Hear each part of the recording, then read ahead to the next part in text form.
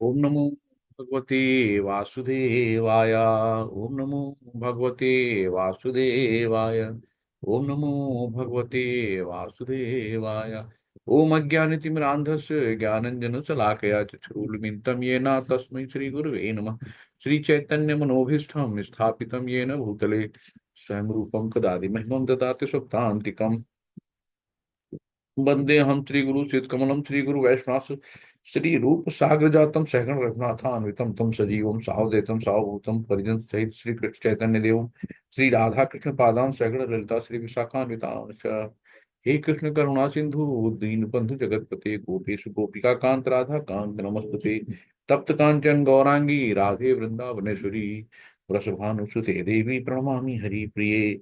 नमो विष्णुपादाय पृष्ठपृष्ठाया भूतले श्रीमते भक्ति वेदांत स्वामिनि इति नामिने। नमस्ते सरस्वती देवे गौरवाणी प्रचारिणी निर्विशेष शून्यवादी पाश्चात्य देश तारिणी। जय श्री कृष्ण चैतन्य प्रभु नित्यानंदा श्री अद्वैत गदाधर श्रीवासादि गौर भक्त वृंदा। हरे कृष्णा हरे कृष्णा कृष्णा कृष्णा हरे हरे हरे राम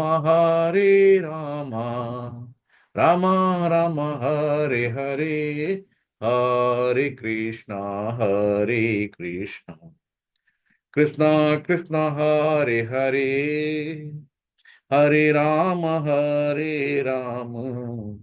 राम राम हरे हरे। हरे कृष्णा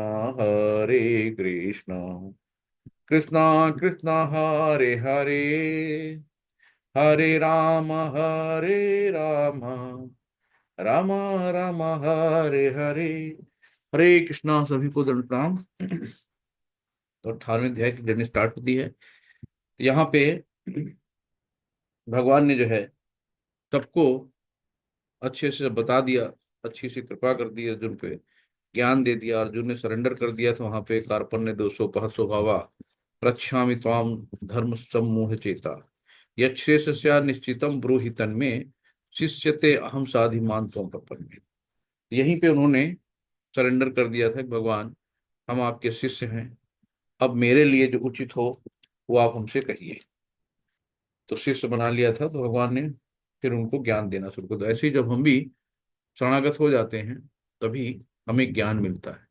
तो जब तक हम अंदर अंदर श्रद्धा भाव नहीं लाएंगे, जिज्ञासा नहीं लाएंगे, तब तक हमें ज्ञान नहीं मिलेगा, है ना। तो हमें उसके लिए भगवान के आगे हाथ जोड़ के जिज्ञासा लानी है, अपने अंदर श्रद्धा भाव लाने हैं। फिर जब भगवान प्रसन्न होते हैं तो हमें बुद्धि देते हैं।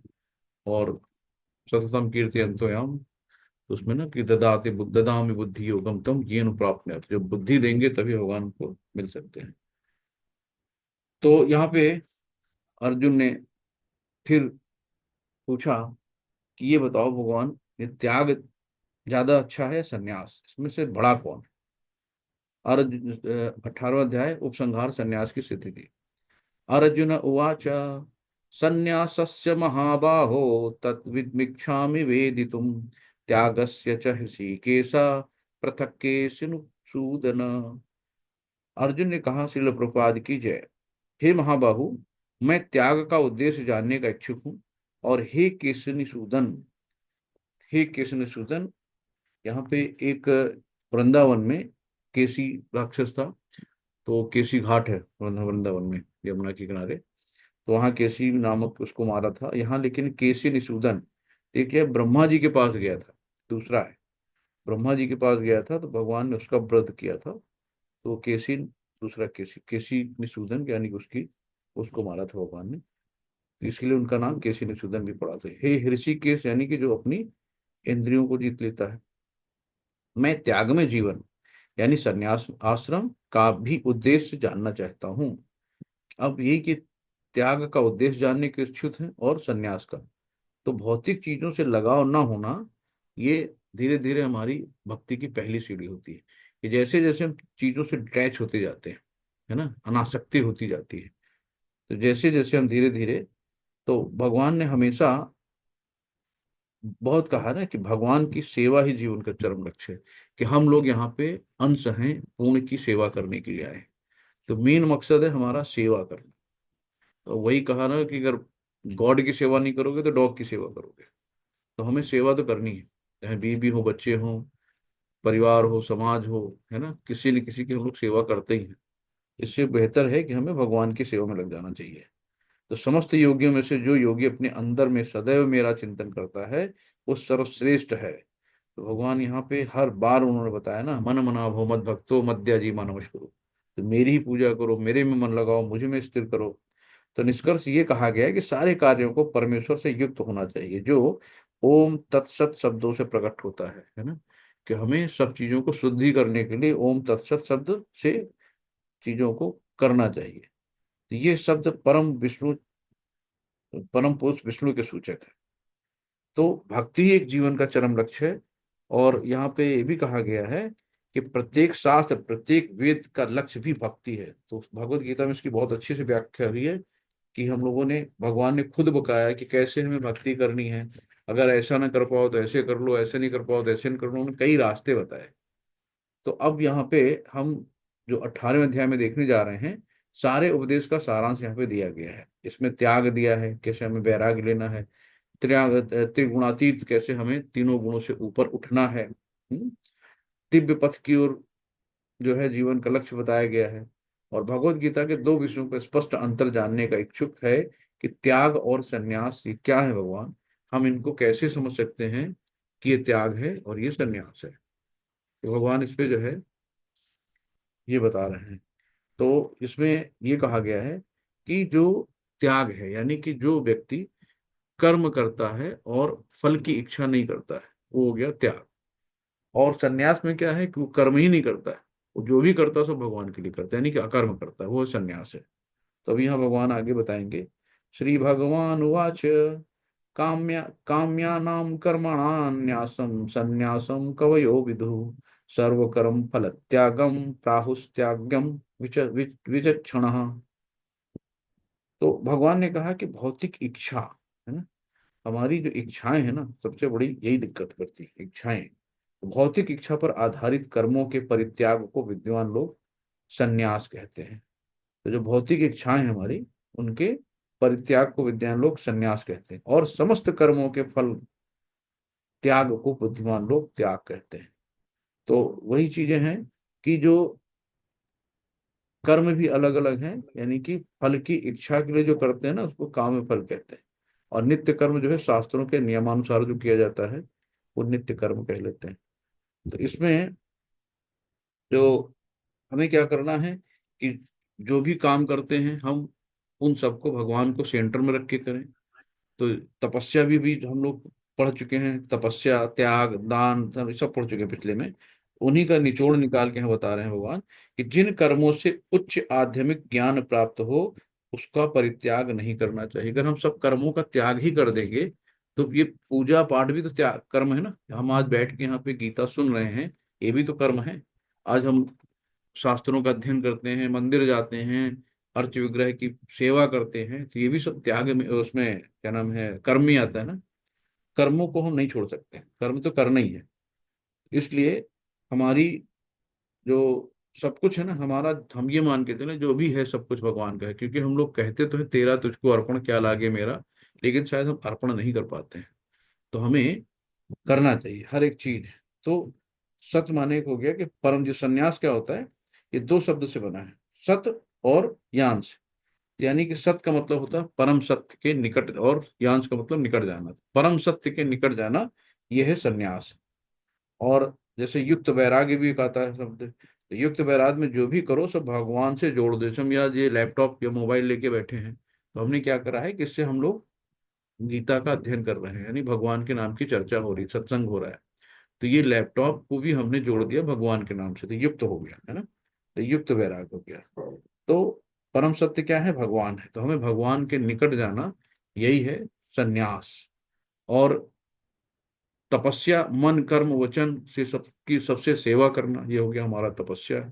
तो मन में क्या है, जैसे कि तपस्या में मन का है, मन से हम क्या करते हैं, हरे कृष्ण कृष्ण कृष्ण हरे हरे, हरे राम राम राम हरे। तो ये हमारा एक तरह से जो जप होता है मन में भी चलता है। जैसे हम कोई भी काम कर रहे हैं, कहीं भी जा रहे हैं, ट्रेन पे हैं, सफर में, ऑफिस में हैं, कोई काम नहीं, तो हमारे मन में अपने आप जप चलता रहता है, भले ही हम ना बोलें। और कर्म क्या है, जैसे हमें जब आती है मैराथन, तो बुक डिस्ट्रीब्यूशन होता है, तो वहां पे हमें क्या करना है, गीता बांटना है, अभी गीता का डिस्ट्रीब्यूशन, गीता बुक का करना है। और वचन क्या हो गया, जब हम संकीर्तन यज्ञ कर, जब भक्तों के साथ होते हैं ना, तो कीर्तन करते हैं, तो ये सब सेवा में आता है। आज हम बैठे यहाँ पे जो गीता सुन रहे हैं, सुनना भी सेवा में है, बोलना भी सेवा में है, प्रसाद खाना भी सेवा है ना। तो जो नौधा भक्ति है ना, पैर से चल के हम मंदिर तक जाते हैं, पाद सेवन, ये भी सेवा है। तो हर तरीके की सेवा है। तो इस तरीके से, तो हमें तपस्या से हम अपने आप को अंतरूनी, जैसे ना कि ऊपर से नहा लिया, और नहाने से क्या हुआ, शरीर स्वच्छ हो गया। लेकिन जब हम ये इस तरीके से तपस्याएं करते हैं ना, मन कर्म वचन से, तो हम इंटरनली हम प्योर होते हैं, एकदम अंतरात्मा हमारी शुद्ध होती है। तो इस तरीके से यहाँ पे है। तो और तीसरे में है, त्याज्यम दोष वदित्य के कर्म प्रायुर्मनीषिणः, यज्ञ दान तपः कर्मा न त्याज्यमिति चापरे। तो कुछ विद्वान घोषित करते हैं कि समस्त प्रकार के सकाम कर्मों को दोषपूर्ण समझकर त्याग देना चाहिए। तो सकाम कर्मों को दोषपूर्ण समझ के त्याग देना चाहिए। किंतु अन्य विद्वान मानते हैं कि यज्ञ दान तथा तपस्या के कर्मों को कभी नहीं त्यागना चाहिए। तो सभी कर्म त्याग दे देंगे तो हम लोग कहाँ भी पूजा पाठ कर पाएंगे ना। इसलिए कर्मों का त्याग नहीं करना है। तो इसमें क्या है, जैसे यज्ञ का बताया ना, नाम जप हो गया, दान का हो गया कि हम जाएं, मंदिर में जा रहे हैं, हम प्रचार कर रहे हैं, यानी कि नाम का दान कर रहे हैं, प्रचार कर रहे हैं, गीता बांट रहे हैं, ये सब तरीके से दान में हो गया। तथा तपस्या जो हो गया कि हम स्वेच्छा से कष्ट उठाना और गुरु के आदेशों का पालन करना। सुबह हमें 4:30 3:30 बजे उठना है, तो लोगों को बड़ा कष्ट लगता होगा कैसे उठना है, लेकिन हम लोग स्वेच्छा से काम करते हैं ना। तो तपस्या क्या होती, तपस्या का मतलब है हमें स्वेच्छा से तप करना है। तो उसमें क्या होता है, कष्ट होता है ना, तप, तप का मतलब ही कष्ट है। तो हम अपनी स्वेच्छा से करते हैं भाई, जो तपस्या करते हैं जंगलों में जाके हजारों साल खड़े होते हैं, तो अपनी स्वेच्छा से जाते हैं ना, कोई किसी के कहने पे तो जाते नहीं है। तो गुरु के आदेश का पालन करना और अपनी स्वेच्छा से कष्ट उठाना, ये तपस्या है। तो और क्या है कि मंगलाचरण सुबह उठ के करते हैं, 4 नियमों का पालन करते हैं, एकादशी का व्रत करते हैं, ये सब तपस्या हो जाती है इस तरीके से यहाँ पे। और पहले क्या होता था कि ये कहते थे ना कि पशुवध वाला, इसमें दिया है कि पशु जो है बलि को नवीन जीवन प्रदान करने के लिए, यहाँ पे पहले पशु बलि दी जाती थी। जो जीर्ण शीर्ण अवस्था में पशु हो जाते थे, तो उनको क्या करते थे कि राजा से अनुमति लेते थे पंडित, और पंडित उसका उसको बलि चढ़ा के फिर से अपने मंत्रों को चेक करते थे कि हमारे मंत्रों में शक्ति है कि नहीं, हमारे पावर है कि नहीं, और उन मंत्रों के द्वारा उसको पुनः नया मनुष्य जीवन मिलता था। तो इस तरीके से एक नया जीवन मिलता था। और उसके बाद क्या होता था कि जो पशु की बलि चढ़ाई जाती थी, वो पशु को राजा और पंडित को मिलके खाना पड़ता था। तो उसका पूरा मांस खाना पड़ता था। उसके बाद इन लोगों के शरीर एकदम काले हो जाते थे। फिर ये जाते थे जंगल में अपने को शुद्धिकरण करने के लिए, फिर तपस्या करते थे, तप करते थे, तब जाके फिर से पवित्र होते थे। लेकिन बाद में धीरे धीरे क्या हुआ कि ये बलि इतनी ज्यादा इसकी प्रथा हो गई कि सब जो देखो अपने स्वाद के लिए बलि चढ़ाने लगा। चलो भाई देवी जी को भेंट चढ़ाते हैं। तो ये इतनी ज्यादा हो गई कि लोगों ने बहुत कहा कि यार यहाँ पे शास्त्रों में तो बड़ा गलत लिखा है, तो यहाँ तो पशुओं को काटा जाता है, मतलब इनके यहाँ देवी खुश होती, बलि चढ़ाएंगे तभी खुश होंगी। फिर बुद्ध का अवतार हुआ। तो जब बुद्ध का अवतार हुआ तो बुद्ध ने कहा कि वेदों को मत मानो। फिर धीरे धीरे क्या हुआ, हमारे वेद विलुप्त होते गए, लोगों ने वेदों को पढ़ना ही बंद कर दिया। कि भाई भगवान बुद्ध भी कृष्ण के अवतार थे, तो उन्होंने कहा वेदों को मत मानो, यानी कि बलि मत चढ़ाओ, तो हिंसा मत करो। तो बुद्धम शरणम गच्छामि, सब लोग बौद्ध धर्म में चले गए धीरे धीरे करके। फिर शंकराचार्य जी है। शंकराचार्य जी, वैसे तो शंकराचार्य जी ने ये सब करा था, जो क्या नाम है, मायावादी हैं। तो शंकराचार्य जी के ही सब शिष्य हैं। तो इन्होंने कहा था कि कोई भी मूर्ति पूजन नहीं है, भगवान निराकार है, परम ब्रह्म है। तो शंकराचार्य ने फिर से वेदों को इकट्ठा किया, वेदों को में फिर से जान डाली, फिर शास्त्रों को बाहर लेके आए। तो बहुत बड़ा काम किया शंकराचार्य जी ने। लेकिन ये उनका ये कहना था कि अर्च विग्रह की पूजा नहीं करनी, आप जो है परमात्मा। बाद में उन्होंने इस चीज को आखिरी में स्वीकारा जाते जाते। तो भज गोविंदम मोहमती, लास्ट में उन्होंने कहा। तो मायावादी लोगों ने भज गोविंदम मोहमती नहीं सुना, बाकी सब सुन लिया उनका। तो ये चीजें थी। हरे कृष्णा। नेक्स्ट माता जी, चौथा श्लोक। कोई पढ़ेगा, मैं पढ़ूँ? हरे मधु माता जी पढ़िए, माता जी आप। हरे हरे कृष्णा मधु कृष्णा। माता जी। जी जी, हरे पढ़िए पढ़िए। कृष्णा माता जी, धन्यवाद, आपने पठन का मुझे अवसर दिया। हरे कृष्ण। श्लोक नंबर 4। प्रभु जी दंडवत प्रणाम। दंडोत प्रणाम माता जी, हरे कृष्णा। निश्चयं शृणु मे तत्र त्यागे भरत सत्यम, त्याग्यो ही पुरुष व्याघ्र त्रिविधः संप्रकृतः। अनुवाद। हरे कृष्णा। हे भरत श्रेष्ठ, अब त्याग के विषय में मेरा निर्णय सुनो। हे नरसार्दुल, शास्त्रों में त्याग 3 तरह का बताया गया है। हरे कृष्णा। हरे कृष्ण। तो इसमें कहा हे भरत श्रेष्ठ, किसको कहा है? अर्जुन को कहा है कि अब त्याग के विषय में मेरा निर्णय सुनो। कि शास्त्रों में त्याग 3 तरह का बताया गया है। तो इसमें कि यज्ञ हम लोग क्या करते हैं, जैसे यज्ञ है, तप है, ये सब क्या है? हम भगवान को खुश करने के लिए करते हैं। जो भी करते हैं कि हम भगवान को खुश करने के लिए करते हैं, संकीर्तन यज्ञ वगैरह भी सब करते हैं, तो भगवान को खुश करने के लिए करते हैं। तो भौतिक प्रकृति में 3 गुणों में जिस गुण में त्याग किया जाता है, उसी के अनुसार का त्याग समझना चाहिए। अब हम त्याग सतोगुण में कर रह के कर रहे हैं, रजोगुण में कर रहे हैं, तमोगुण में रह के कर रहे हैं, उसी तरह का है। तो नेक्स्ट आगे इसमें आएगा। हरे कृष्णा। नेक्स्ट 5वां श्लोक। श्लोक नंबर 5। हरे कृष्ण। यज्ञ दान तपः कर्म न त्याज्यम कार्यमेव ततः, यज्ञोदानम तपस्या पापनानि मनीषिणाम। अनुवाद। हरे कृष्णा। यज्ञ, दान तथा तपस्या के कर्मों का कभी परित्याग नहीं करना चाहिए, उन्हें अवश्य संपन्न करना चाहिए। निसंदेह यज्ञ, दान तथा तपस्या महात्माओं को भी शुद्ध बनाते हैं। हरे कृष्णा। हरे कृष्णा। तो यहाँ पे यज्ञ, यज्ञ क्या है? जो अपने नियत कर्मों को हम करते हैं, जैसे कि जप करना सबसे श्रेष्ठ इस कलयुग में। एक सबसे बड़ा यज्ञ क्या है? संकीर्तन यज्ञ, जो हमारा महामंत्र है। तो सबसे बड़ा यज्ञ यही है ना। दान हम बता ही चुके, अभी दान है। यज्ञ भी अलग अलग होता है। अगर हम यज्ञ को देखेंगे तो 5 तरह का यज्ञ होता है। एक होता है ब्रह्म यज्ञ, दूसरा है देव यज्ञ, तीसरा है पितृ यज्ञ, और चौथा है बलि वैश्य यज्ञ, और 5वां है अतिथि यज्ञ। इस तरीके से 5 यज्ञ हैं। तो इसमें भगवान ने कहा है कि इनका कभी भी परित्याग नहीं करना चाहिए। यानी कि जैसे कि अध्यात्म का दान, अध्यात्म का दान कौन करते हैं? सन्यासी लोग करते हैं। और जो भौतिक दान होता है गृहस्थ लोग करते हैं, क्योंकि गृहस्थ अगर दान करता है तभी मंदिर चलते हैं, तभी जो है पूजा पाठ अर्चनाएं होती हैं। मंदिर कहाँ से पैसा लाएगा? जब गृहस्थ लोग देते हैं तभी ना। और तपस्या क्या हो गई? और तपस्या में क्या होता है? जैसे कि एकादशी के हम लोग व्रत रहते हैं, है ना, मंगला आरती करते हैं, 16 माला करते हैं, अपने आप को शुद्ध रखते हैं। ये सारी चीजों का, जन्माष्टमी का व्रत रखते हैं। तो ये सारी चीजें जो होती है हमारी तपस्याओं में आती है। ये क्या होती है? सब हमें शुद्ध बनाते हैं।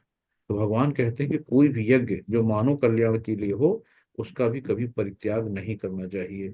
जैसे विवाह यज्ञ है, तो विवाह यज्ञ में मानव मन को संयमित करने के लिए, जिसमें जिससे आध्यात्मिक प्रगति हो, वो उसके लिए शांत बन सके। तो सन्यासी को चाहिए कि इस विवाह यज्ञ की संतुष्टि अधिकांश मनुष्यों के लिए करे।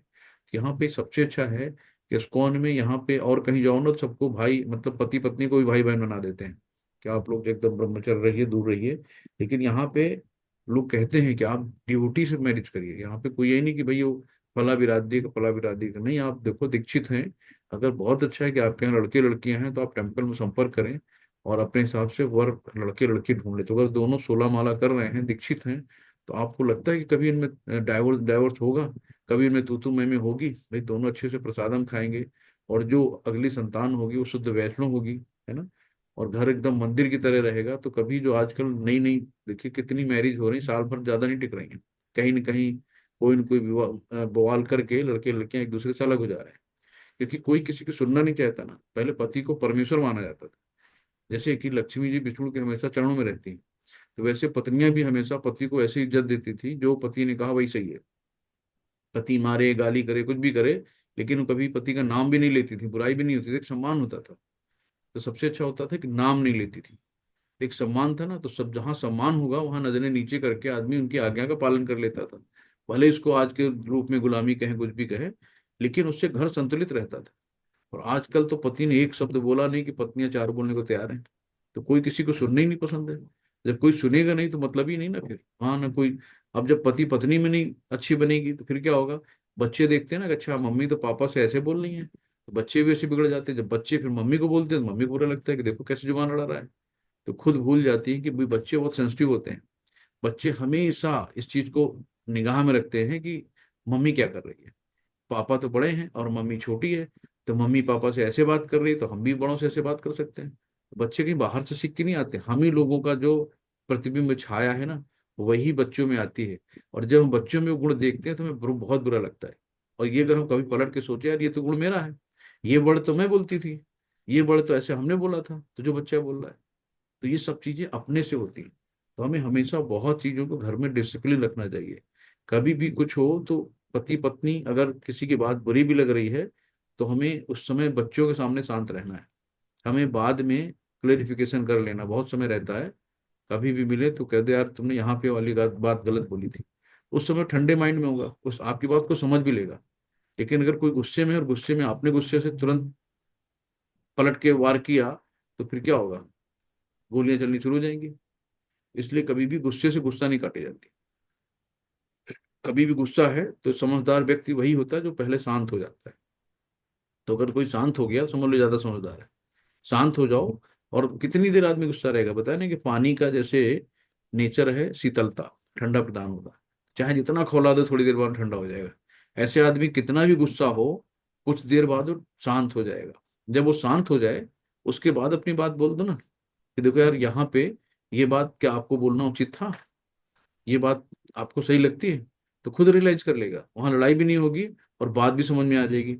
और ऐसे क्या होता है, लड़ाई भी होती है, दो चार दिन बोलचाल बंद हो गई, घर में दुश्मनी हो गई, घर का माहौल खराब, अशांति फैल गई। और उसके आगे फिर बात वहीं की वहीं रह जाती।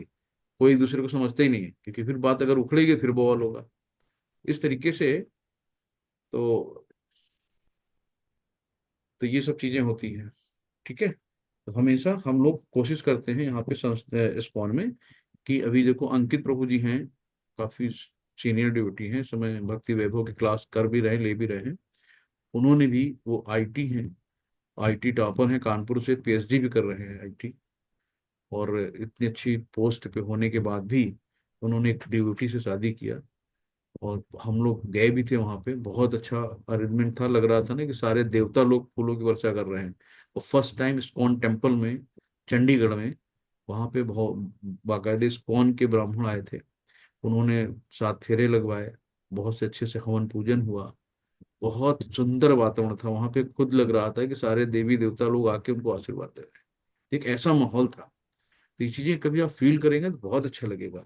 और अपने लोगों के यहाँ शादी होती है तो कोई कहीं कोई न कोई बवाल जरूर कर देगा, कोई न कोई फूफा टाइप, जीजा टाइप, कोई न कोई ऐसे होंगे। एक आध खखेड़ी मिल जाएंगे, कोई न कोई उत्सव में उसको उसका कुछ न कुछ खलमंडस काट देंगे। कहीं किसी को नमक ज्यादा लगेगा, कहीं किसी का स्वागत नहीं हुआ, कहीं किसी को इज्जत नहीं मिली, तो कोई न कोई कमी निकाल के बवाल काट देंगे। तो ये सब चीजें होती हैं। तो वो मैंने फर्स्ट टाइम मैंने देखा और मुझे बहुत सुकून मिला, शांति मिली। तो ऐसे रिश्ते टिकाऊ होते हैं जहाँ पे दोनों लोग भक्ति में होते हैं। अधिकतर देखिए, माता जी लोग भक्ति में हैं तो प्रभु भक्ति में नहीं है, प्रभु भक्ति में है तो माता जी भक्ति में नहीं है। तो ये बहुत असमंजस से चलता रहता है, एक दूसरे के लिए पुलिंग। अगर दोनों एक साथ एक अच्छे व्यवहार में आ जाएं फिर क्या कहेंगे, है ना? ये सारी समस्याएं सबके साथ। सारे यज्ञ परमेश्वर के प्राप्ति के लिए हैं, अतएव निरंतर अवस्थाओं में यज्ञों का परित्याग नहीं करना चाहिए। इसी प्रकार दान हृदय की संस्तुति के लिए किया जाता है, ये दान सुपात्र को दिया जाता है ना।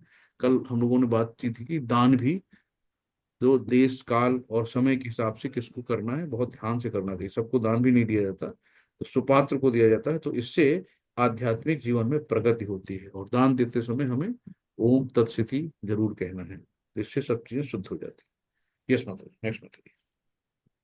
हरे कृष्णा प्रभु जी। हरे कृष्ण। 6 नंबर श्लोक। एतान्यपि तु कर्माणि संगम त्यक्त्वा फलानि च कर्तव्यानीति में पार्थ निश्चितम मतमुत मम। अनुवाद। हरे कृष्णा। इन सारे कार्यों को किसी प्रकार की आसक्ति या फल की आशा के बिना संपन्न करना चाहिए। हे प्रथापुत्र, इन्हें कर्तव्य मानकर संपन्न किया जाना चाहिए। यही मेरा अंतिम मत है। हरे कृष्णा। हरे कृष्णा। यही मेरा अंतिम मत है ना, बॉस इज ऑलवेज राइट। जो बॉस ने कह दिया वही सही है, भगवान ने जो बोला है वही सही है।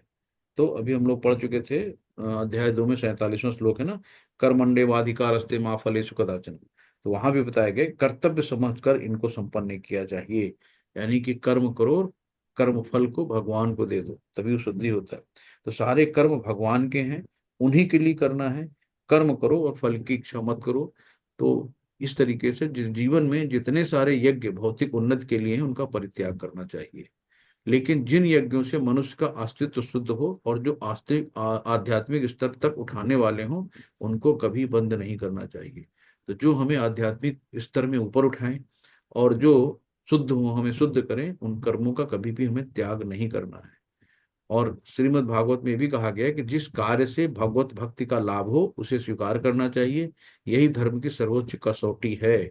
तो भगवत भक्त को ऐसे किसी भी कर्म, यज्ञ, दान को स्वीकार करना चाहिए जो भगवत भक्ति में सहायक हो। तो हमें क्या है, जैसे प्रभुपाद जी से एक पत्रकार ने पूछा कि आप सन्यासी हो तो आप धन क्यों ले रहे हो, तो भाई आपको धन से दूर रहना चाहिए। तो उन्होंने सीधे सीधे कहा ना कि मुझे भगवान की भक्ति में पैसे लगाने, हमें प्रचार करना है, हमें भगवान को और आगे सब जन जन तक उनका नाम पहुंचाना है। तो इस तरीके से ये जो होते हैं ना, क्योंकि सन्यासी बहुत से होते हैं ना कि वो एकदम माया से दूर रहते हैं, उनको पैसा वो हाथ में छूते तक नहीं है। लेकिन यहाँ पे कहते हैं ना कि जैसे पैसा आपको पड़ा मिल गया, तो एक कहता नहीं नहीं ये तो पराई अमानत है, हमें छुएंगे नहीं, तो देख के ही चला जाता है। दूसरा होता है कहते नहीं नहीं ये तो माया है, जिसका है उसको पकड़ के दे दो। और यहाँ पे स्पोन में कहते हैं ना, अगर कहीं मिल जाता है तो आप उसको भगवान की सेवा में लगा दो। उसका मतलब कोई आप अपने यूज यूज नहीं करो, उसको भगवान की सेवा में लगा दो। इस तरीके से नेक्स्ट माता जी, हरे कृष्ण। हरे कृष्णा प्रभु जी। श्लोक नंबर 7। नियतस्य तु संन्यासः कर्मणो नोपपद्यते मोहातस्य परित्यागस्तामस परिकीर्तितः। अनुवाद।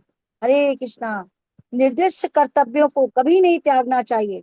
यदि कोई मुंहवश अपने नियत कर्मों का परित्याग कर देता है तो ऐसे त्याग को तामसी कहा जाता है। हरे कृष्णा। हरे कृष्णा। तो नियत कर्मों को कभी त्यागना नहीं चाहिए। कभी कभी लोग क्या करते हैं ना, कुछ ऐसे भी सन्यासी हैं जो पहले चोर उचक्के थे, पुलिस के डर से उन्होंने दाढ़ी बाल वाल लगा के सन्यास धारण कर लिया, लेकिन वो एक्चुअल में सन्यासी नहीं है, वो कायर हैं। है ना, कुछ लोग ऐसे हैं कि उनको लगा यार बीवी बच्चों का हम भार नहीं उठा पा रहे हैं, हम कहाँ से कमाएंगे, हम कैसे करेंगे, हम तो कुछ कर ही नहीं पाएंगे, इनको कैसे पढ़ाएंगे लिखाएंगे, भैया चलो छोड़ दो, चल दो वापस। तो ऐसे लोग भाग जाते हैं घर छोड़ के, तो कायरता है उनकी, है ना। तो ऐसे लोग तामसी कहलाते हैं। तो इनके लिए ये तामसी शब्द है। तो इसमें यही भगवान प्रभुपाद जी बताते हैं कि भगवान के लिए जो भोजन बनाना, भोग को अर्पित करना, फिर प्रसाद ग्रहण करना, उनकी संस्तुति की जाती है। सन्यासी को अपने लिए भोजन नहीं बनाना चाहिए। सन्यासी कभी भी ये नहीं कहता कि चलो हम अपने लिए प्रसाद बना रहे हैं। उसको वो कहता है भगवान हमारे भूखे हैं, भगवान को मैं भोग लगाना है, भगवान को मैं सुबह दोपहर शाम 4 टाइम कम से कम भोग लगाना है। तो ये जो भी करते हैं सब भगवान के लिए करते हैं, अपने लिए नहीं करते हैं। यहाँ पे हमें लगता है यार ये आज ये चीज अच्छी, चलो आज ये चलते बच्चों के लिए ले चलते हैं। हर आदमी कहते हैं बच्चों के लिए चलते हैं, या हम अपने लिए ले चलते हैं, हमें अच्छी लगती है इसलिए हम ले चलते हैं, बीवी की चीज अच्छी लगती है उसके लिए ले चलते हैं। लेकिन जो अध्यात्म में जुड़ जाता है ना, कहता है हमें लड्डू गोपाल को मैं आज ये खिलाऊंगा, आज उनको हम ये खिलाएंगे, आज उनको हम ये वाला फल लेके जा रहे हैं, आज हमको रबड़ी मलाई खिलाएंगे, आज हमको हम ये खिलाएंगे। तो जो भी करता है ना भगवान के लिए करता है, उसको भगवान के साथ जोड़ के चलता है। हरे कृष्ण होते। नेक्स्ट। हरे कृष्णा प्रभु जी। श्लोक नंबर 8। दुख मित्येव यत कर्म काय क्लेश भया त्यजेत स कृत्वा राजसं त्यागम नैव त्याग फलम लभेत। हरे कृष्णा। जो व्यक्ति नियत कर्मों को कष्टप्रद समझकर या शारीरिक क्लेश के भय से त्याग देता है, उसके लिए कहा जाता है कि उसने यह त्याग रजोगुण में किया है। ऐसा करने से कभी त्याग का उच्च फल प्राप्त नहीं होता। हरे कृष्णा। हरे कृष्ण। तो कभी कभी ना लोग सुबह उठते हैं और सुबह उठ के, अरे यार कौन इतने जाड़े में उठे, कौन नहाए, थोड़ा चुपचाप सो जाओ, फिर से जाकर जेब घुस जाता है। ये उसको, ये मतलब उठा भी और नहीं उठा, है ना, तो ये सब राजसी उसमें आ जाते हैं। तो कष्टप्रद समझकर या शारीरिक क्लेश के भय से त्याग देता है उसको, कि उठना चाह रहा है कि चलो हम भी मंगला आरती करेंगे, हम भी भगवान का नाम लेंगे, और सुबह सब लोग उठते हैं तो हम भी उठेंगे, लेकिन वो फिर उसको मुंडी निकाली, बाहर निकला, फिर घुस गया रजाई में, है ना। तो ये जो है मतलब शारीरिक क्लेश के भय से त्याग देता है, ये उसका रजोगुण में आता है। हरे कृष्ण। नेक्स्ट। हरे कृष्णा प्रभु जी। श्लोक नंबर 9। कार्यमित्येव यत् कर्म नियतं क्रियते अर्जुन, संग त्यक्त्वा फलं चैव स त्यागः सात्विको मतः। अनुवाद। हरे कृष्णा। हे अर्जुन, जब मनुष्य नियत कर्तव्य को करनीय मानकर करता है और समस्त भौतिक संगति तथा फल की आसक्ति को त्याग देता है, तो उसका त्याग सात्विक कहलाता है। हरे कृष्णा। श्री कृष्ण।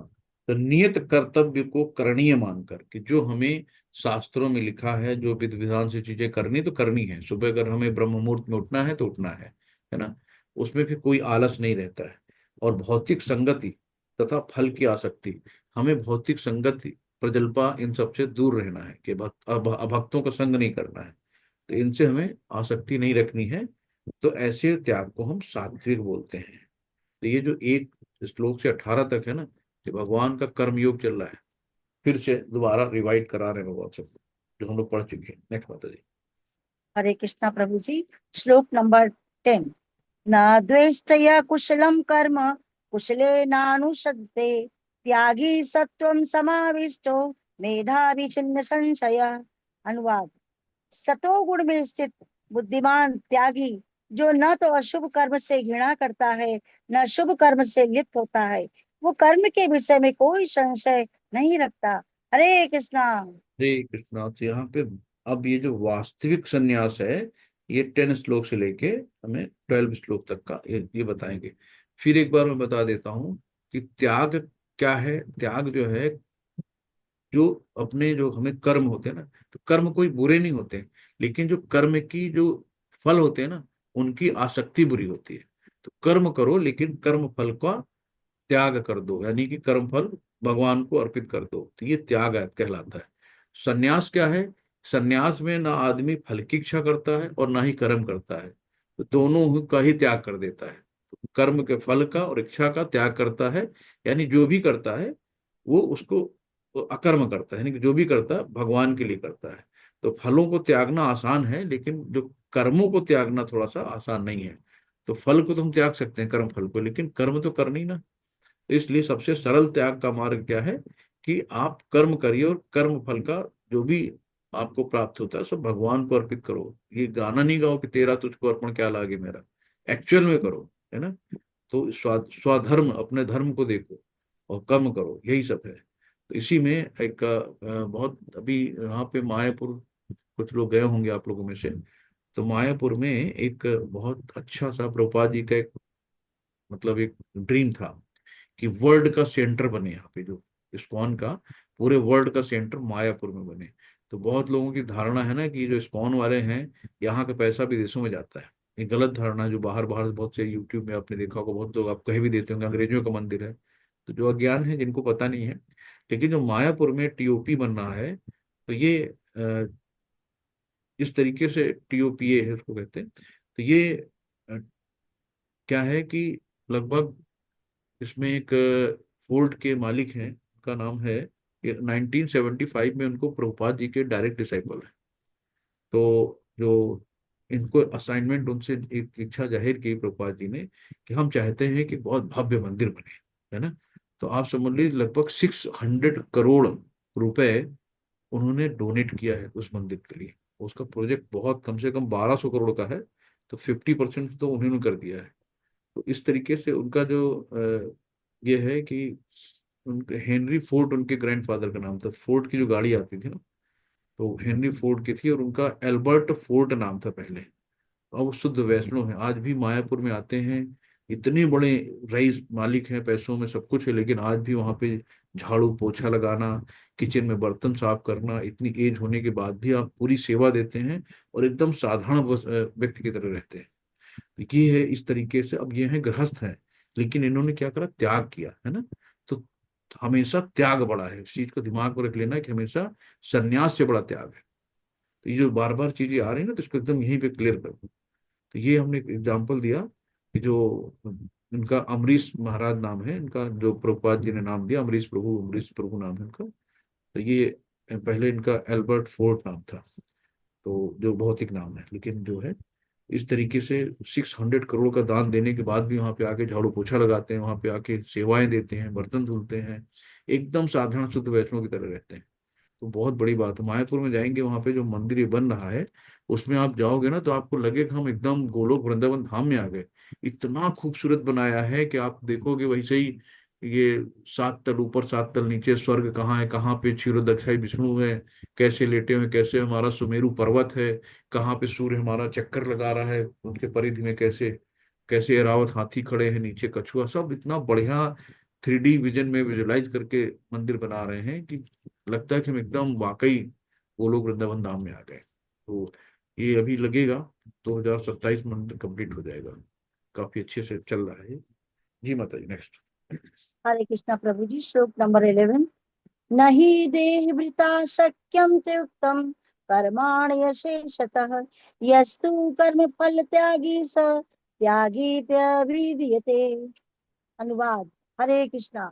निसंदेह किसी भी देहधारी प्राणी के लिए समस्त कर्मों का परित्याग कर पाना असंभव है, लेकिन जो कर्म फल का परित्याग करता है वो वास्तव में त्यागी कहलाता है। हरे कृष्णा। हरे कृष्णा। तो हमें क्या कहते हैं ना कि मेहनत कर लिया ठीक है, लेकिन इसका फल हमें क्या करना है, भगवान के ऊपर छोड़ दें। ये नहीं कि यार हमने बहुत मेहनत करी और रिजल्ट नहीं मिल रहा मुझे। ये कुछ लोग थोड़ा सा प्रयास करते हैं, उनका काम हो जाता, मैंने तो बहुत मेहनत करी, मुझे कुछ नहीं मिला। तो जो भी आप काम करो, तो उसका जो भी परिणाम है भगवान के ऊपर छोड़ दो, तो फिर हमें उसमें कोई दिक्कत ही नहीं होगी। जो भगवान कृष्ण करे सो ठीक, हमेशा एक ये गुरु मंत्र है, लिख लो चारों तरफ कि कृष्ण करे सो ठीक। तो जब हम कोई भी प्रॉब्लम आती है, अच्छा होता है बुरा होता है, तो ये स्लोगन देख लो, कृष्ण करे सो ठीक। तो जो कृष्ण ने किया वो ठीक है। हमें लग रहा है कि यार बुरा हुआ है, लेकिन भगवान ने किया वो ठीक ही किया होगा। वो हमें नहीं दिख रहा है कि हमारे लिए भलाई है इसमें, लेकिन हमारे लिए भलाई होगी क्योंकि भगवान ने किया है। तो अभी हम भौतिक दृष्टि से देख रहे हैं तो हमें बड़ा दुख हो रहा है। तो जब हम इस चीज को याद रखें ना, कृष्ण करे सो ठीक, तो हमें कोई दिक्कत ही नहीं होती। तो इसमें कृष्ण के लिए कर्म करता है, कर्म फलों को भोगता नहीं, तथा जो कृष्ण को सब कुछ अर्पित करता है वही वास्तविक में त्यागी है। तो कृष्ण तेरा तुझको अर्पण क्या लागे मेरा, तो ये स्लोगन गाना नहीं है, इसको करना है। हरे कृष्ण। हरे हरे कृष्णा कृष्णा प्रभु। हरे कृष्ण माता जी, धन्यवाद। अभी आपको फिर से चांस धन्यवाद मिलेगा माता माता जी। जी, धन्यवाद। जी जी हाँ, पढ़िए माता जी।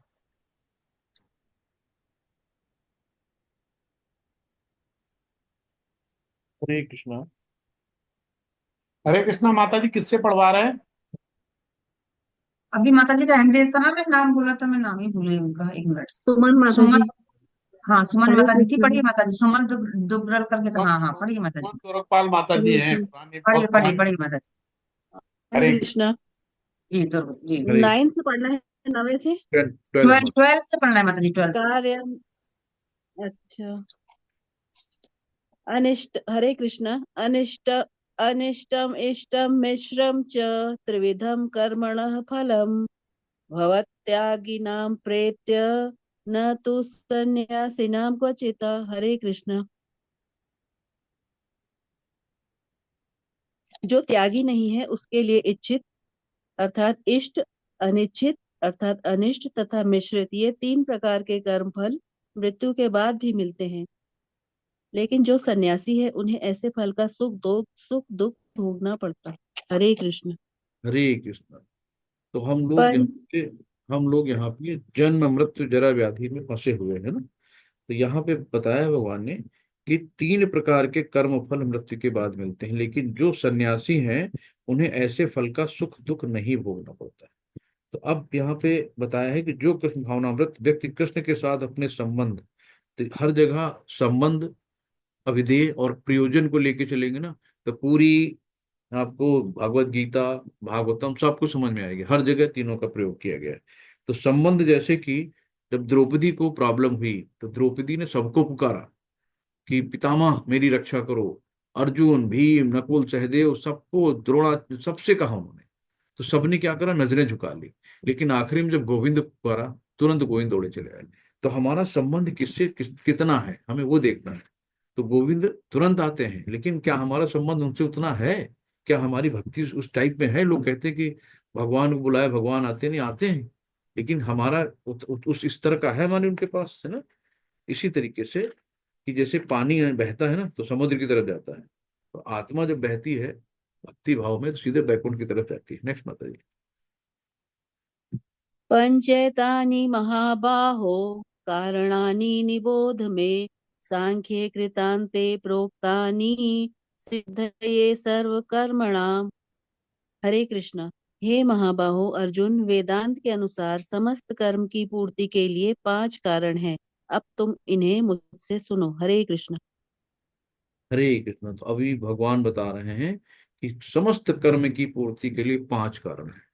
तो 5 कारण हर जगह आप किसी भी फील्ड में अप्लाई कर सकते हैं, उसको प्रैक्टिकल है। भगवान जो भी यहाँ बताते हैं गीता में, एक मैनेजमेंट बोर्ड से समझ लीजिए, है ना। तो जो मैनुअल है पूरी लाइफ का, तो एक एक चीज, एक एक श्लोक में आपको हर एक चीज, बहुत चीजें छुपी हुई है।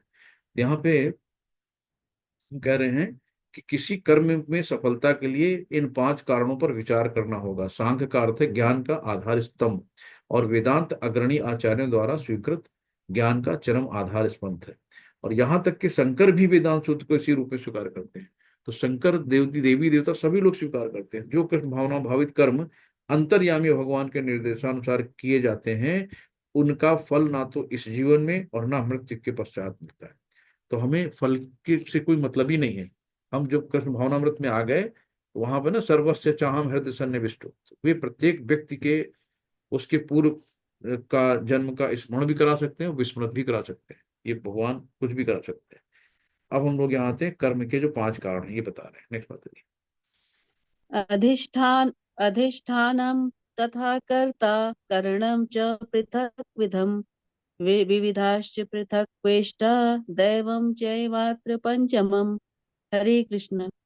कर्म का स्थान, शरीर, कर्ता, विभिन्न इंद्रियां, अनेक प्रकार की चेष्टाएं तथा परमात्मा, ये 5 कर्म के कारण हैं। हरे कृष्ण। हरे कृष्ण।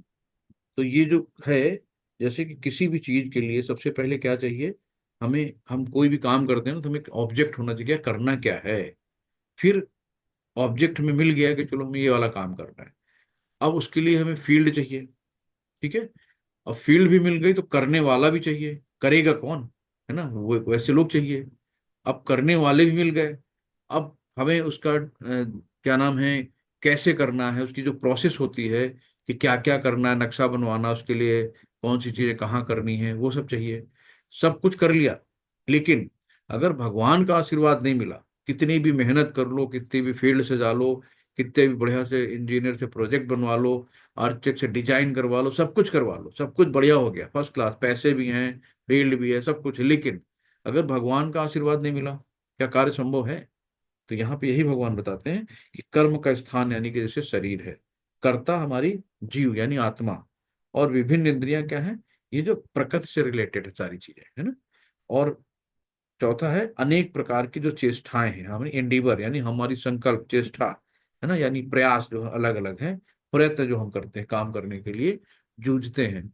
लेकिन अगर फाइनल अप्रूवल कहाँ से होता है? परमात्मा से, जो पांचवा है। तो अगर भगवान का आशीर्वाद नहीं मिला, ग्रेस ऑफ गॉड नहीं हुआ, तो आपके पास ऑब्जेक्ट है, फील्ड है, डूअर है ना, सारे प्रोसेस हैं, बट अगर फाइनल ग्रेस ऑफ गॉड नहीं हुआ तो सब कुछ बेकार, कुछ भी नहीं सकता। कि गए अगर तो भगवान की मर्जी थी, हमने मेहनत तो बहुत किया, प्रयास बहुत किया, लेकिन नहीं हो पाया भाई, तो इसमें भगवान की मर्जी रही होगी। तो फिर हम लोग ऐसे ही करते हैं। तो बिना फल की आसक्त इच्छा के कर्म करो, क्योंकि फल पर आपका कोई अधिकार नहीं है ना। हरे कृष्ण। ये बात क्लियर हो गई कि कुछ और क्लियर करें? कर्म के उपकरण इंद्रियां, आत्मा, इंद्रियां, इन्हीं द्वारा विभिन्न कर्म होता है। प्रत्येक कर्म के लिए पृथक पृथक चेष्टाएं, इच्छाएं होती हैं, लेकिन सारे कार्यकलाप परमात्मा की इच्छा पर निर्भर करते हैं, जो प्रत्येक हृदय में मित्र रूप में आसीन है। परमेश्वर परम कारणहाती है, जो इन परिस्थितियों में अंतर्यामी परमात्मा के निर्देश के अंतर्गत कुछ भावनामत होकर कर्म करता है, वो किसी कर्म से बंधता नहीं है। इसी में सब कुछ इच्छा परमात्मा भगवान पर निर्भर होती है।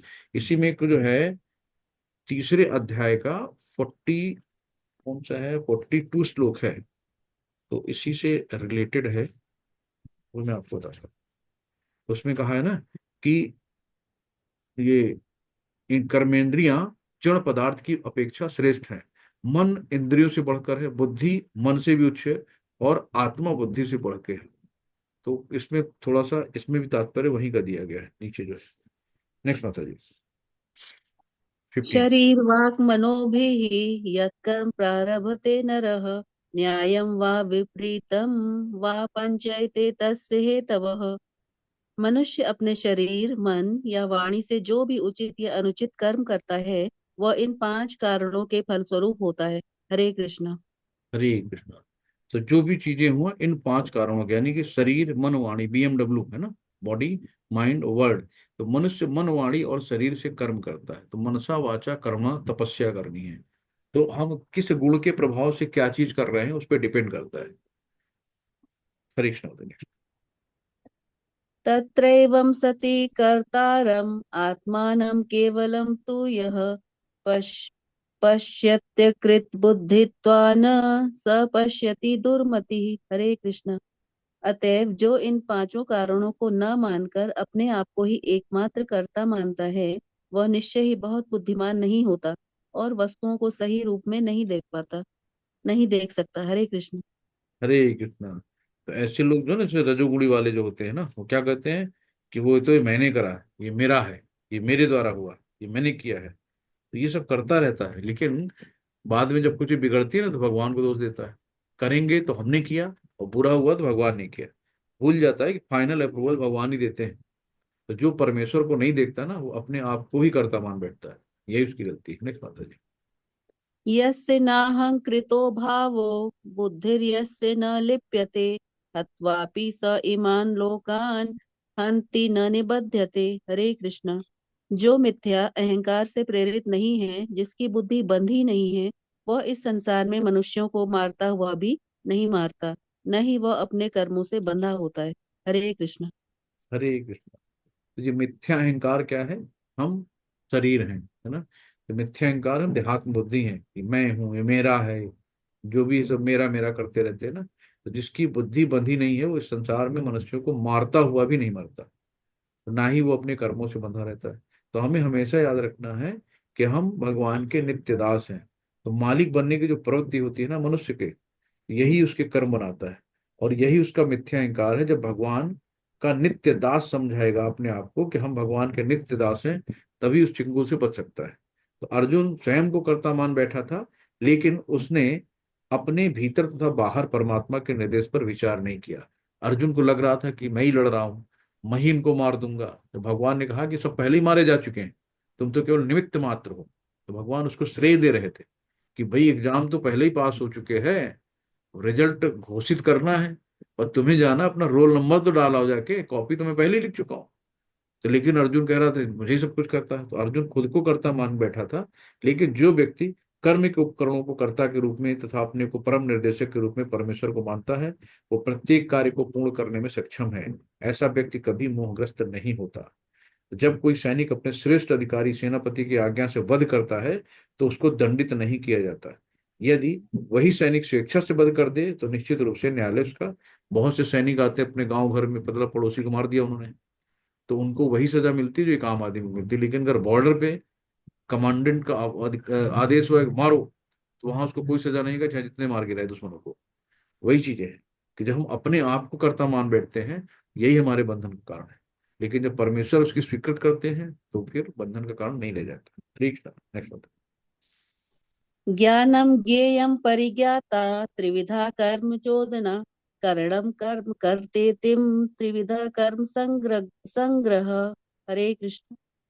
ज्ञान, ज्ञेय तथा ज्ञाता, ये तीनों कर्म को प्रेरणा देने वाले कारण हैं। इंद्रियां, करण, कर्म तथा कर्ता, ये 3 कर्म के संगठक हैं। हरे कृष्ण। ठीक है। तो यहाँ पे फिर बताया गया कि ज्ञेय क्या है, मतलब है जानने योग्य क्या है ना। ज्ञाता यानी मैं स्वयं, तो यहाँ पे एक उदाहरण दिया था, हम लोगों ने उसमें देखा होगा कि ज्ञान क्या है, बॉल है ना। अब विषय जो ये गे क्या है, विषय यानी कि खेलना। जब हमें बॉल को खेलना है तो ज्ञान हो गई बॉल, गे हो गया विषय यानी खेलना है। और ज्ञाता कौन है, खेलने वाला। ये तीनों कर्म को प्रेरणा देने के कारण है। इंद्रिया, करण, कर्म तथा कर्ता, ये तीनों कर्म के संगठन है। तो इन तीनों से कर्म संपूर्ण होता है। जब ये तीनों मिलते हैं, यानी कि बॉल अकेले कुछ नहीं कर सकती, है ना। फील्ड पड़ी है फुटबॉल की, वो भी अकेले कुछ कर नहीं सकती। अब खेलने वाला भी अकेले कुछ नहीं कर सकता जब तक कि वो फील्ड ना हो, बॉल ना हो। तो जब तीनों एक साथ मिलते हैं तब कोई कार्य सफल होता है। तो ये यानी ये तीन कर्म के संगठन है। इस तरीके से यहाँ पे बहुत अच्छे से एग्जाम्पल देके समझाया गया है कि किसी भी मनुष्य द्वारा किए गए किसी कर्म से में ये तत्व रहते हैं कि कर्म करने से पूर्व कुछ न कुछ प्रेरणा होती है ना। मन में कोई ना कोई बात आती है कुछ करने के लिए, तभी तो करते हैं। किसी भी कर्म से पहले प्राप्त होने वाला फल कर्म के सूक्ष्म रूप से वास्तविक बनता है, इसके बाद वो क्रिया का रूप धारण करता है। मनुष्य को सोचना, अनुभव तथा इच्छा करने जैसी मनोवैज्ञानिक विधियों का सामना करना होता है, जिसे प्रेरणा कहते हैं, है ना। कि कहने कि यार मेरे मन में ऐसी प्रेरणा आ रही है कि मैं ऐसा कर लूं। तो जब मन में कोई बात आएगी, इच्छा आएगी, तभी आगे आप सोचोगे ना, उस पर सोचोगे, फिर क्रियान्वित करोगे। ये प्रेरणा चाहे शास्त्रों से प्राप्त हो या गुरु के उपदेश से एक जैसी होती है। तो किसी कर्म के समस्त संगठनों को कर्म संग्रह कहा जाता है। हरे कृष्ण मंत्र। ज्ञानं कर्म च कर्ता च त्रिधैव गुणभेदतः प्रोच्यते गुणसंख्याने यथावत् शृणुतान्यपि। हरे कृष्ण। प्रकृति के तीन गुणों के अनुसार ही ज्ञान, कर्म तथा कर्ता के तीन तीन भेद हैं। अब तुम मुझसे इन्हें सुनो। हरे कृष्ण। हरे कृष्ण। फिर यहाँ क्या, गुण, गुण मतलब रस्सी, है ना। रस्सी का काम होता है बांधना। तो गुण का मतलब रस्सी जो बांधने का काम करती है ना। तो इसी तरीके से जैसे ब्राह्मण लोग जनेऊ पहनते हैं ना, जब यूरिनल जाते हैं तो कान में भी बांध लेते हैं। तो चीजों को पहले ही सब चीजें होती थी पवित्र होने के लिए, लेकिन अब कोई मानते ही नहीं है। तो प्रकृति के तीन गुण कौन कौन से हैं, सतो तमो रजो। तो जो जैसे सतो गुण, तमो रजोगुण, तमो गुण, इनको फिर से मैं रिवाइज करा देता हूँ कि सतो गुण क्या होता है। सतो गुण वाला व्यक्ति जो है शरीर और आत्मा में भेद समझता है। ये हम शरीर है, ये आत्मा है, यानी कि हम उसको अपना उसको देहात्म बुद्धि का अनुभव होता है कि हम शरीर नहीं, हम आत्मा हैं। और जो रजोगुण में रहता है ना, वो शरीर और आत्मा को एक ही मानता है। तो अपने शरीर और आत्मा को एक ही मानता है। और इस तरीके से, और जो तमोगुण में होता है ना, वो आत्मा को तो पहचानते ही नहीं, दूर दूर से सबको शरीर को मान बैठता है कि भाई जो भी हम सिर्फ अपने शरीर को पहचानते हैं, खूब खाएं, खूब मोटे हों, खूब अच्छे से क्रीम पाउडर लगाएं, सुंदर बने, खूब आराम से सोएं, अपने शरीर को जितना आराम दे सकता है वो शरीर को आराम देता है, तमोगुणी वाला। अब यहाँ पे फिर से वही तीनों गुणों की बात आ रही है, इसलिए मैंने थोड़ा उसको रिवीजन कराया कि तीनों गुणों के अनुसार ही ज्ञान, कर्म तथा कर्ता के तीन तीन भेद हैं। अब मुझसे सुनो, भगवान कहते हैं तत्सुनो। यहाँ जब भी आता है ना कि प्रकृति के सारे गुण बंधनकारी हैं, वे मुक्ति के साधन नहीं हैं। हरे कृष्ण। नेक्स्ट मंत्र।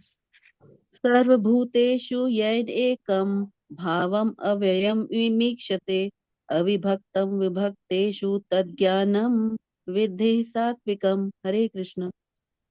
जिस ज्ञान से अनंत रूपों में विभक्त सारे जीवों में एक ही अविभक्त आध्यात्मिक प्रकृति देखी जाती है, उसे ही तुम सात्विक जानो। हरे कृष्ण। हरे कृष्ण। तो अब तीन यहाँ पे भेदा भेद है, यानी तीनों गुणों के बंधन से हमें कैसे निकलना है, ये भगवान यहाँ पे बताने जा रहे हैं कि ज्ञान, कर्म और कर्ता, ये तीन चीजें हैं।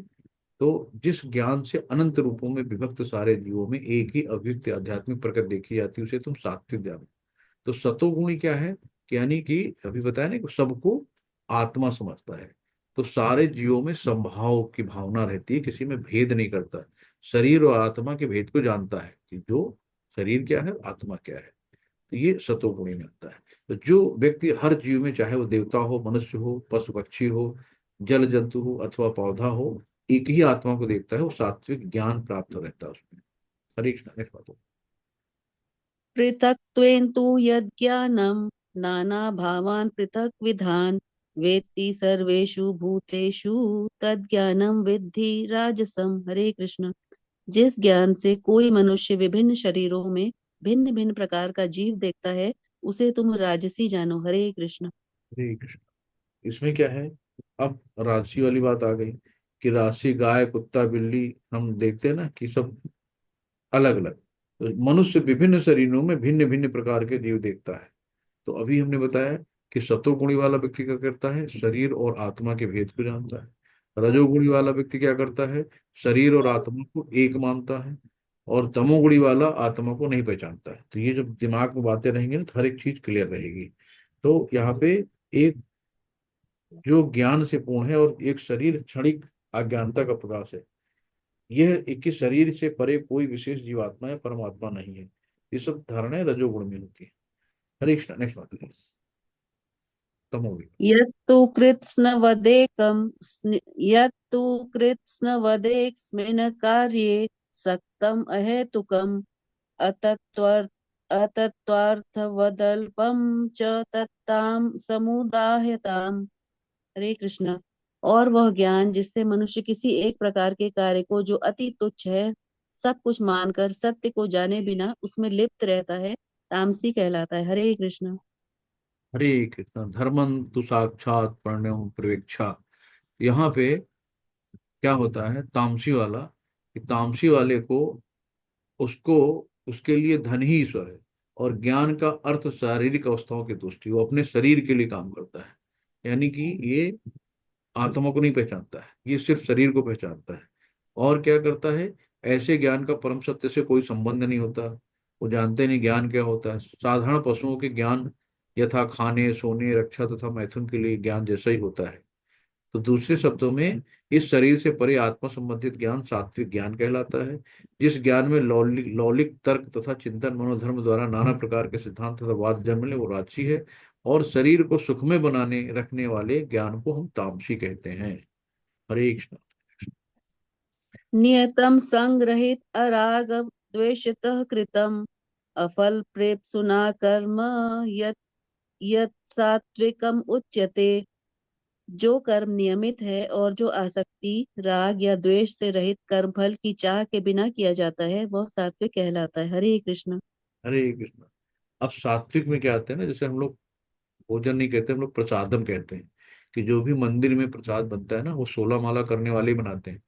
होटल वाला नहीं, कि उसकी कैसी मनोवृत्ति है, उसने कैसे, उसका दिमाग में कैसे क्या क्या बातें हैं, क्या सोच रहा है, कैसे बना रहा है ना। उसका कहना है कि मैं कमाऊं तू खा। अब तेरे को पाइल्स हो जाए, पेट खराब हो जाए, कब्ज हो जाए, कोलेस्ट्रॉल बढ़ जाए, मेरे से मतलब नहीं है, मेरे को पैसे दे जाओ, चटकारे लगा के जाओ, है ना। तो इसीलिए हम लोग बाहर का खाना कभी नहीं लेते। आजकल तो थूक और मूत क्या क्या मिला के खाना वाना खिला देते हैं, सब खा लेते हैं आराम से, पता नहीं चलता क्या है। जब से ये मीडिया आई है, तब से पता चला कि क्या क्या गंदगी हो रही है। और क्या क्या लोग खा भी जाते हैं। कोई नाली के पानी से होटल में खाना बना रहा है, नाले के सीवर पानी निकाल के उसमें बना सब खिला दे रहा, तो सब खाते हैं। बाहर का खाना एकदम वर्जित है, पता नहीं कौन क्या खिला दे, कौन अपना धर्म भ्रष्ट कर दे। इसलिए जो भी जहाँ पे आप जानते हो जिसके बारे में, वहीं भले ही खा लो, वरना सिर्फ प्रसादम ही खाओ, है ना। तो मंदिरों में हमेशा 16 माला करने वाले ही प्रसाद बनाते हैं, कोई बनाते ही नहीं है। तो हमें क्या है कि इस तरीके से बहुत चीजों को, खान पान को, सबको देखना है कि हमारे कल्याण के लिए जो भी काम करना है वो सात्विक रह के हम कर सकते हैं, हमारी आत्मा शुद्ध होती है। तो खाना खाना और विचार जो है हमारे शुद्ध सत्य होने चाहिए।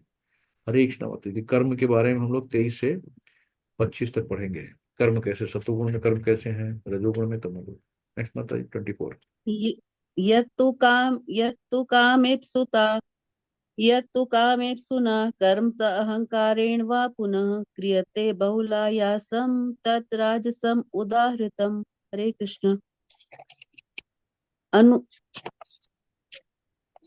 लेकिन जो कार्य अपनी इच्छा पूर्ति के निमित्त प्रयास पूर्वक एवं मिथ्या अहंकार के भाव से किया जाता है वह रजोगुणी कहा जाता है। हरे कृष्ण। हरे कृष्ण। तो रजोगुणी वाला क्या कहता है, वो अपने बॉस को खुश करेगा, खूब बटरिंग करेगा, उसी में लगा रहेगा कि मेरी वाहवाही करें, बस मेरा नाम लें, है ना। तो वो सब क्या है कि मिथ्या क्या है, मिथ्या अहंकार क्या है, मेरा, मैं और मेरा ही मिथ्या अहंकार है। तो जैसे सतोगुण व्यक्ति क्या करता है, दूसरों को खुश करने के लिए काम करता है, दूसरों के लिए काम करता है। रजोगुणी अपने लिए करता है, अहंकार बस, वो अपने लिए सब काम करता है। तो ये है ना कि अगर हम सब यही भगवान को केंद्र में रख के काम करें तो सात्विक हो जाएगा। लेकिन ये क्या है ना कि हम अपनी इच्छाएं, अपनी वाहवाही, मैं और मेरा, है ना, और बटरिंग करना, अपने को किसी भी तरीके से कि हमारी प्रोन्नति हो जाए, हमारा प्रमोशन हो जाए, उसके लिए जो सब प्रयास करते हैं सब रजोगुणी में कहा जाता है। कर्म रजोगुणी है। नेक्स्ट माता जी। अनुबंध अनुबंधम क्षय हिंसाम अनपेक्ष्य च पौरुषम मोहादारभ्यते कर्म यत्ताम समुच्यते। हरे कृष्ण। जो कर्म मोहवश शास्त्रीय आदेशों की अवहेलना करके तथा भावी बंधन की परवाह किए बिना या हिंसा अथवा अन्यों को दुख पहुंचाने के लिए किया जाता है, वह तामसी कहलाता है। हरे कृष्ण। है कितना तो हिंसा, अन्यों को दुख पहुंचाना। तो तामसी व्यक्ति क्या होते हैं कि ये मतलब आत्मा को पहचानते नहीं, शरीरों को पहचानते हैं, और इनका क्या होता है कि अपना विनाश या समाज के विनाश के लिए काम करते हैं। जैसे परमाणु बम बना लिया, तो इसमें तो सब तो मारे जाएंगे, तो जिसने बनाया वो क्या बच जाएगा? वो भी तो मरेगा। इस तमोगुणी में आ जाते हैं जितने भी साइंटिस्ट लोग इस तरीके काम करते हैं, परमाणु बना लिया, हथियार बना लिया, उसमें वो भी तो मरेंगे। तो इसमें क्या है कि रिस्पॉन्सिबिलिटी उनको नहीं पता कि हमें किस चीज के क्या करना है क्या नहीं करना है। तो जैसे चोर है, चोर को पता है कि हम चोरी करेंगे, पकड़े जाएंगे तो हमें सजा होगी, मारे जाएंगे, जेल भी हो सकती है, कुछ भी हो सकता है, उसको पता है लेकिन फिर भी करता है। तो जानबूझ के ऐसे काम करते हैं। मोह बस इसी कहा गया ना, मोह मतलब वो भ्रम में रहता है और शास्त्रीय आदेशों की अवहेलना करता है। तीसरा, भावी बंधन की परवाह किए बिना हिंसा करता है, अन्यों को दुख पहुंचाता है, सब तामसी में आते हैं, ऐसे कर्म जो होते हैं। नेक्स्ट बताइए। मुक्त संगो अनहम वादी धृति उत्साह समन्वित सिद्धि असिद्ध्यो निर्विकारः कर्ता सात्विक उच्यते। हरे कृष्ण।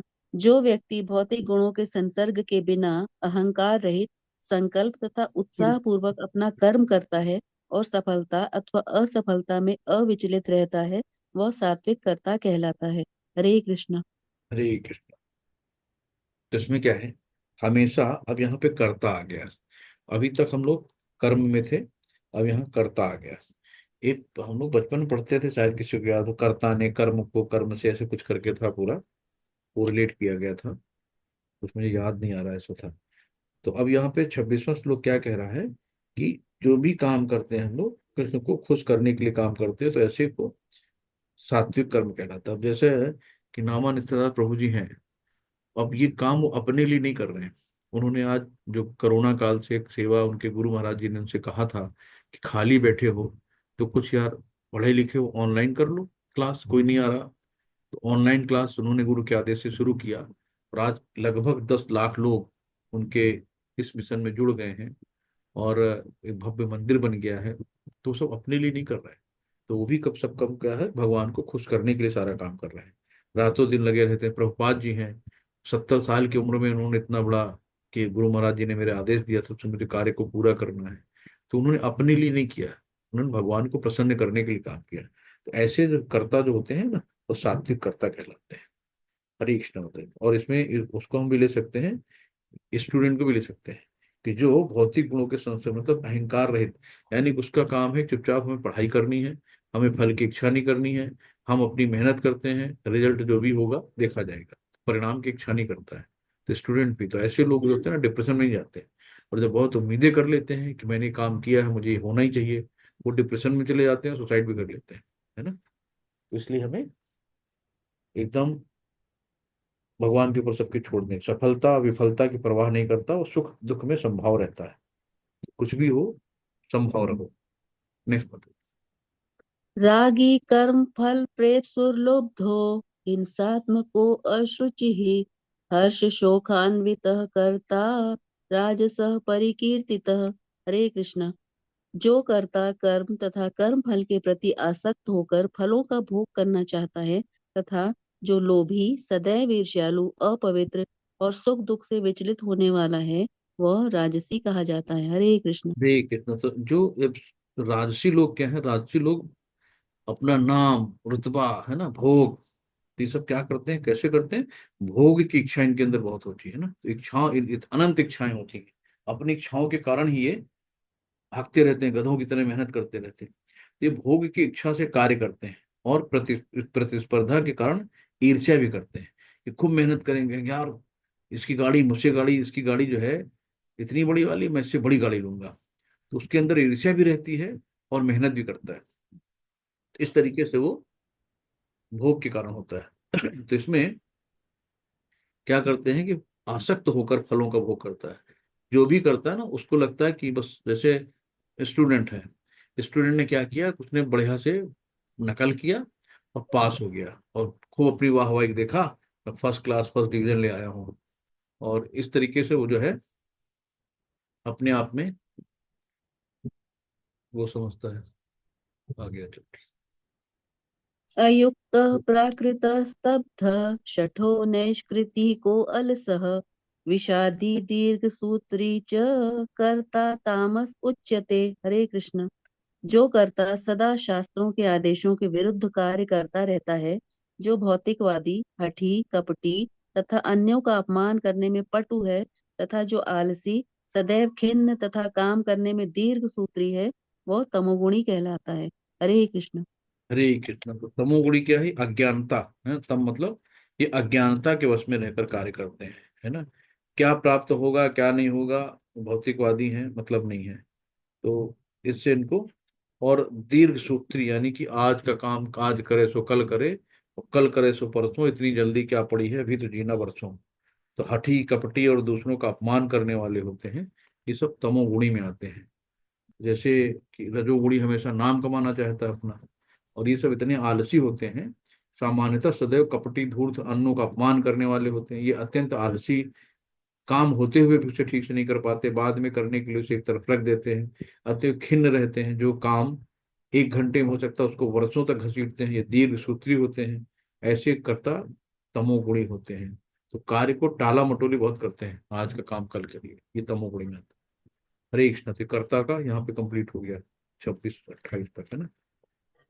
तो नेक्स्ट, बुद्धिर् नेक्स्ट किसी और से पढ़ा लीजिए थोड़ा। उर्मिला माता जी का हाथ जैसे। हरे कृष्णा। और उर्मिला माता जी अभी आप पढ़ लीजिए। जी मैडम हरे कृष्णा पढ़िए। प्रभु जी। हरे कृष्णा माता जी।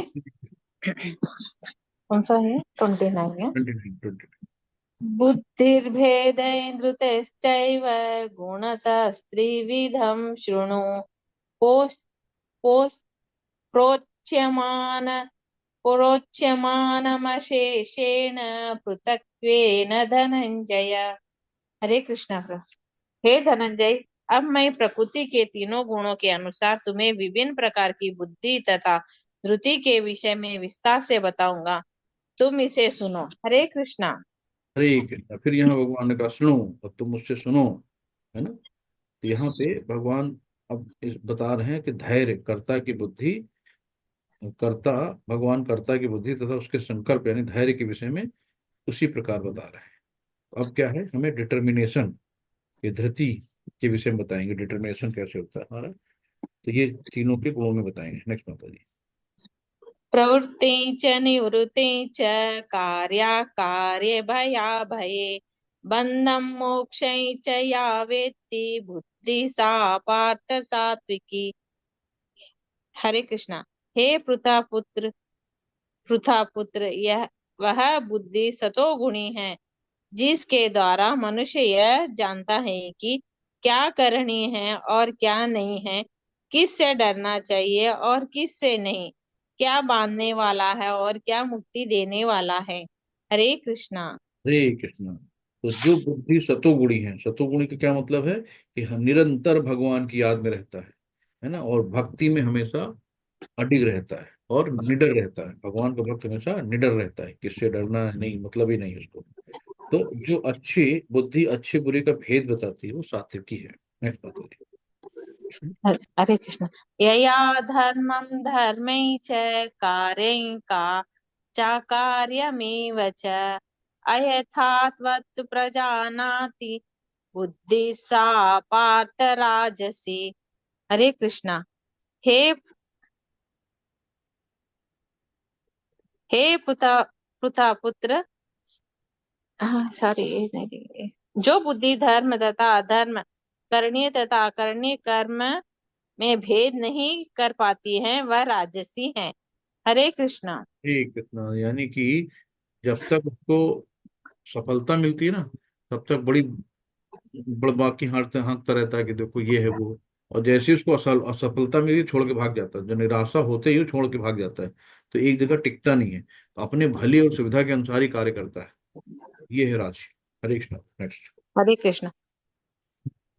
अधर्मं धर्ममिति या मन्यते तमसावृता सर्वार्थान् विपरीतांश्च बुद्धि सा पार्थता तामसी। हरे कृष्ण। जो बुद्धि जो बुद्धि मोह तथा अहंकार में वशीभूत होकर अधर्म को धर्म और धर्म को अधर्म मानती है और सदैव विपरीत दिशा में प्रयत्न करती है, हे पार्थ वह तामसी है। हरे कृष्णा। हरे कृष्णा। तो ये क्या है ना, अज्ञानता के कारण विपरीत दिशा में काम करते हैं, ये दिशा विहीन होते हैं, तो इनका कोई डिटर्मिनेशन होता ही नहीं है, सिर्फ बातें बातें होती हैं। बातें आपको इतनी अच्छी अच्छी बताएंगे कि लगेगा इनसे बड़ा ज्ञानी कोई है नहीं, लेकिन काम एक कौड़ी का नहीं करते। नेक्स्ट बताइए। हरे कृष्ण। द्वितीया द्वितीया धार्यते मन प्राणेन्द्रिय क्रियः योगेन व्यभिचारिण्या धृति सा पार्थ सात्विकी। हरे कृष्णा। हे पृथा पुत्र, जो अटूट है, जिसे योगाभ्यास द्वारा अचल रहकर धारण किया जाता है और जो इस प्रकार मन प्राण तथा इंद्रियों के कार्यकल्पों को वश में रखती है, वह धृति सात्विकी है। हरे कृष्णा। हरे कृष्णा। तो ये सात्विक व्यक्ति, जैसे अमरीश महाराज नहीं थे कि उन्होंने अपनी सारी इंद्रियों को भगवान की सेवा में लगा दिया, है ना, नौधा भक्ति जो बताई गई है। तो माइंड कंट्रोल सबसे महत्वपूर्ण, अपने मन को कंट्रोल में रखना है। तो जिस प्रकार मन प्राण तथा इंद्रियों के कार्यकलापों को वश में रखती है ना, इस तरीके से डिटर्मिनेशन, दृढ़ निश्चय होना चाहिए कि हमें कुछ भी हो, ये करना है तो करना है। बहुत से बच्चे होते हैं घर पे, भले ही फंक्शन हो शादी हो, अगर उनको 2 घंटे पढ़ना है तो अपना काम करना है तो करना है, करते हैं। इस तरीके से एकदम डिटरमाइन होना चाहिए, कभी विचलित नहीं होना चाहिए। नेक्स्ट बताइए। हरे कृष्णा। यया तु धर्म कामार्थान् द्वितीया धार्यते अर्जुन प्रसंगेन फलाकांक्षी धृति सा पार्थ राजसी। हरे कृष्णा। लेकिन हे अर्जुन, जिस धृति से मनुष्य धर्म अर्थ तथा काम के फलों में लिप्त बना रहता है, वह राजसी है। हरे कृष्णा। हरे कृष्ण। तो धर्म अर्थ काम मोक्ष हमें मुक्ति नहीं दिलाते हैं ना, ये फल हमें भौतिक जगत में बांध लेते हैं। इसलिए जो कहा गया ना, जिस धृति, धृति होता है संकल्प या निश्चय, दृढ़ निश्चय से मनुष्य धर्म अर्थ काम के फलों में लिप्त रहता है, वो राजसी होता है। यानी कि हमें कर्म फलों में बंध जाते हैं ना। हरे कृष्ण। हरे कृष्ण। यया स्वप्नं भयं शोकं विषादं मदमेव च न विमुञ्चिति दुर्मेधा धृति सा पार्थ तामसी। हरे कृष्णा। हे पार्थ, जो धृति स्वप्न भय शोक विषाद तथा मोह के परे नहीं जाती, ऐसी दुर्बुद्धि पूर्ण धृति तामसी है। हरे कृष्ण। हरे कृष्णा। तो यहाँ पे तामसी वालों को बताया ना कि यहाँ स्वप्न का अर्थ है अतिनिद्रा। तो स्वप्न सदा आता, चाहे वो सात्विक हो, राजसी हो, तामसी हो। स्वप्न तो प्राथमिक घटना है, लेकिन जो अपने को अधिक सोने से नहीं बचा पाते, वो जो भौतिक वस्तुओं को भोगने से गर्व नहीं बचा पाते, जो सदैव संसार तथा प्रभुत्व जताने का स्वप्न देखते हैं और जिनके प्राण मन इंद्रिया इस प्रकार लिप्त रहती हो, तामसी धृति वाले होते हैं। तो यानी कि दृढ़ निश्चय, डिटर्मिनेशन इनका होता है, तामसी होता है। तो प्रभु जी, जगदीश प्रभु जी आगे चले, रुके यहाँ पे। हरे कृष्णा। हरे कृष्णा प्रभु जी, भक्ति शास्त्री क्लास में भी चलना है तो अभी हाँ आज यही रोक ले मेरे समझ में। चलिए ठीक है। तो इसमें किसी को और कुछ ऐड करना हो तो हम लोग, क्योंकि 50% लगभग हो गया है, 35 तक हुआ ना। हाँ, 35 पे चिन्ह लगा लीजिएगा। 36 से हम लोग कल कर लेंगे, आधा कल हो जाएगा। तो बहुत से लोग फिर छोड़ छोड़ के जाने लगते हैं। हरे कृष्णा। किसी को कुछ ऐड हरे कर। कृष्ण प्रभु जी। ओके, हाँ, धन्यवाद। हरे ठीक। कृष्णा। सभी को मेरा एक निवेदन है, जिनको लेवल 3 में जाना है, क्योंकि कुछ लिंक तो खराब चल रहा है, अभी सही होगा नहीं, तो मुझे वो नाम नंबर और अपने ईमेल आईडी और टाइम, सुबह दोपहर शाम 3 टाइम क्लास चल रही है, मुझे भेज सकते हैं। हरे कृष्ण। हरे कृष्णा। तो प्रभु जी, किसी का कोई प्रश्न नहीं, किसी का कोई प्रश्न है तो पूछ सकते हैं। शेयर हटा दीजिए माता जी, चैप्टर वाला। ठीक है प्रभु जी, नहीं है किसी का। ठीक है जी।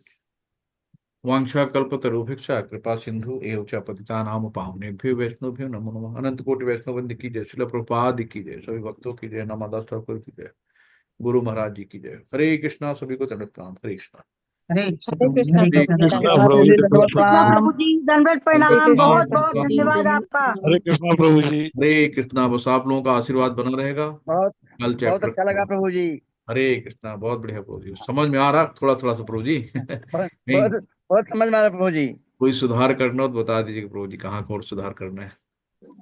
चलिए कल हम लोग मिलते हैं प्रभु जी। हरे कृष्णा। हरे कृष्णा। हरे कृष्णा हरे हरे प्रभु जी। कृष्णा। कृष्ण।